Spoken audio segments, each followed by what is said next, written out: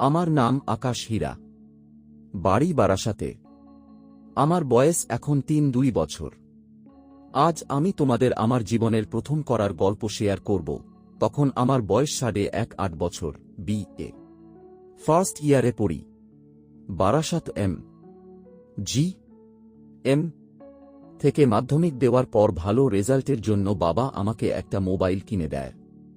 হাতে একটা মোবাইল এসে গেলে যা হয়, আমি প্রথম ভয়ে ভয়ে মোবাইলে ইউজ করতাম।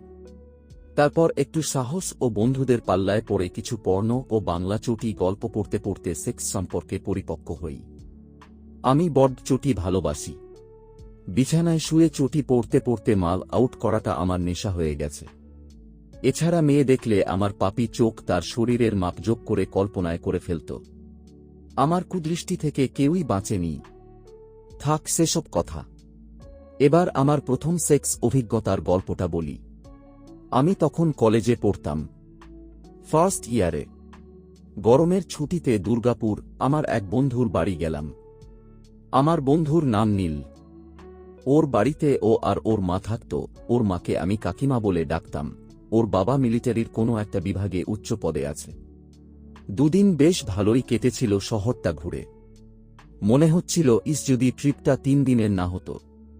কাল বাদ পরশু চলে যেতে হবে ভেবে দুঃখ হল। কিন্তু এখানেই ঘটল বিপত্তি। তৃতীয় দিন সকালে খবর এলো নীলের বাবা গুরুতর অসুস্থ, তাই ওদের যেতে হবে। নীল ও ওর মা ইন্ডিয়া নেপাল বর্ডারে যাবে। আমি আজকে একটা হোটেলে থাকব, সেই ব্যবস্থা করে দিল নীল। আর এখানেই গল্পের শুরু। আমি ট্যাক্সি করে হোটেলে গেলাম। বড় হোটেল না, তবে সুন্দর। আমার নাম বলতেই চাবি দিল হোটেলের এক কর্মচারী। আমার মালপত্র রুমে পৌঁছানোর জন্য একটা রুম বয় আমাকে নিয়ে চলল। যেতে যেতে রুমগুলো দেখছিলাম। হঠাৎ একটা রুমে অনেকগুলো মেয়ে দেখতে পেলাম। রুম বয়কে জিজ্ঞেস করলাম কোন পার্টি আছে নাকি আজ এদের। রুম বয়টা আমাকে দেখে হেসে বলে, এরা রাতের জন্য। কথাটা শুনে আমার মনের ভেতর কেমন একটা আশা জেগে উঠেছে। আমি রুমের লক খুলতে খুলতে বললাম, আমার জন্য কি হবে? রুম বয়, মনে হয় না, আগেই সব বুকিং হয়। আমি, তো এদের বুকিং নম্বর আছে কি? রুম বয়, আছে। দাঁড়ান বলে একটা কার্ড এগিয়ে দিয়ে দরজা খুলে চলে গেল। আমি কার্ডটা হাতে নিয়ে দেখলাম শুধু একটা নম্বর। কল করব কি না করব ভাবতে ভাবতে কল করে ফেললাম। অপরদিকে, হ্যালো হ্যালো। আমি, হ্যালো, আজ রাতে একটা মেয়ে চাই। ফোনে, সরি স্যার, সব বুকিং। আমি, জানি না, পাঠাও। ফোনে, একটু অপেক্ষা করুন। আমি ঊর্ধ্বতন কর্তৃপক্ষের সঙ্গে যোগাযোগ করি। আমি, তাড়াতাড়ি বলে কলটা কেটে দিলাম। প্রায় ১-৫ মিনিট পর ফোন আসলো।